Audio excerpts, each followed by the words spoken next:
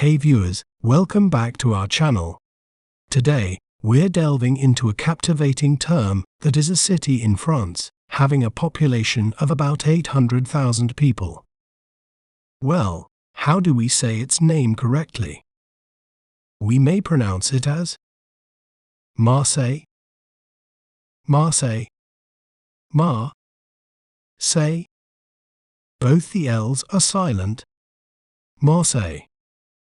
Marseille is a vibrant Mediterranean port city known for its rich history and cultural diversity. It's France's oldest city and has a bustling old port, Vieux Port, lined with seafood restaurants and lively markets. Marseille is also famous for its stunning coastline, including the Calanques National Park, where rugged cliffs meet turquoise waters, offering breathtaking views and outdoor activities. Isn't it fascinating how breaking down a word can make it clearer?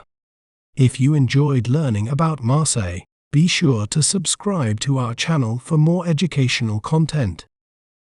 Thanks for watching. Remember, knowledge is power. See you next time.